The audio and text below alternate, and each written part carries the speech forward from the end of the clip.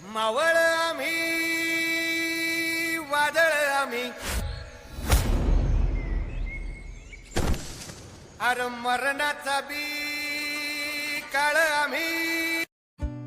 जय हिंद, नमस्कार सर्वांना। मावळा मी यूट्यूब चॅनलमध्ये मी अरुण तुम्हा सर्वांचं पुन्हा एकदा स्वागत करते।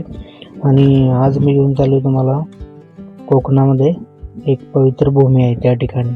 आणि हा व्हिडिओ आहे महाराष्ट्रातील सिंधुदुर्ग जिल्ह्यामधील कुडाळ तालुक्यातील आंबेरी गावामध्ये असणारे श्रीकृष्ण मंदिर म्हणजेच तपोवन या आध्यात्मिक संकुलाची तुम्हाला ओळख करून देण्यासाठी। मित्रांनो, हे तपोवन माणगावच्या दत्त मंदिरापासून खूपच जवळ अंतरावर आहे। आणि हे तपोवन मित्रांनो कोल्हापूरपासून 130 ते 150 किलोमीटर या अंतरावर आहे। आणि हे तपोवन श्रीपाद सेवा मंदिर पुणे संस्थाद्वारे व्यवस्थापित केले जाते।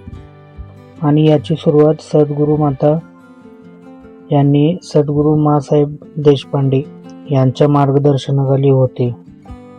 त्याचबरोबर मित्रांनो, या संकुलामध्ये एक आध्यात्मिक ग्रंथालय, रहिवासी साधकांसाठी आधुनिक अपार्टमेंट आणि पाण्यासाठी विहीर, तसेच नैसर्गिक साठा आणि सेंद्रिय शेतीचा प्रयोग सुद्धा या ठिकाणी केलेला आहे। मित्रांनो, या व्हिडिओमध्ये मी या संकुलाच्या आतील व्हिडिओ टाकू शकत नाही, कारण याच्या प्रवेशद्वारावरतीच असं लिहिलेलं आहे की आतमध्ये छायाचित्रण करण्यासाठी मनाई आहे। त्यामुळे मी तुमच्यासाठी काही फोटो या व्हिडिओमध्ये अपलोड करत आहे। तर आतून काहीसं अशा प्रकारे दिसणार हे मंदिर खूपच सुंदर आहे। मित्रांनो, या मंदिरामध्ये नित्य नियमाने गोपूजन, प्रदक्षिणा आणि दैनंदिन पूजाविधी केले जातात। तर मित्रांनो, कुडाळमधील आंबेरी गावातलं हे श्रीकृष्ण मंदिर तुम्हाला कसं वाटलं हे मला कमेंटमध्ये नक्की कळवा। आणि जाण्यापूर्वी मी तुम्हाला अजून एक ठिकाण दाखवतोय।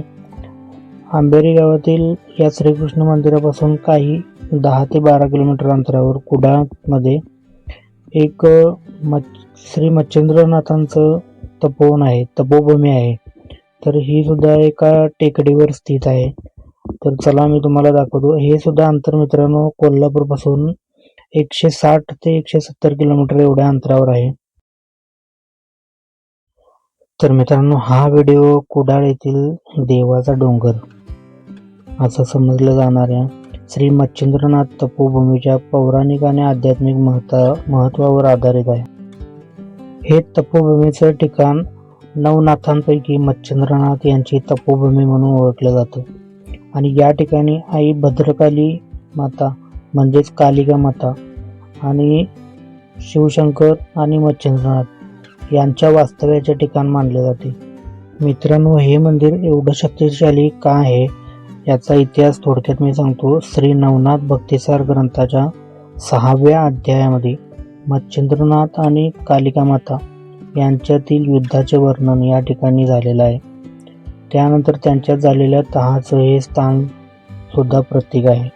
त्यामुळे या ठिकाणी सुद्धा नित्यनेमाने पूजा पाठ झाला। आणि त्यानंतर सायंकाळी नवनाथ भक्तिसार ग्रंथाचे वाचन, हरिपाठ, त्याचबरोबर रात्री महाआरती केली जाते। आणि प्रत्येक गुरुवारी या ठिकाणी महाप्रसादाचं सुद्धा आयोजन केलं जातं। तर मित्रांनो, कोकणामधील ही 2 पवित्र ठिकाणी तुम्हाला कशी वाटली आणि या ठिकाणची माहिती कशी वाटली हे मला कमेंटमध्ये नक्की कळवा। आणि हा व्हिडिओ जर तुम्हाला आवडला असेल तर व्हिडिओला लाईक करा। आणि अशाच नवनवीन प्रवासाच्या माहितीबरोबर नवनवीन आध्यात्मिक ठिकाणांची ओळख करून घ्यायची असेल तर आपल्या मावळा मी यूट्यूब चॅनलला नक्की सबस्क्राईब करा। पुन्हा भेटूया अशाच नवनवीन व्हिडिओसह। तोपर्यंत सर्वांना नमस्कार।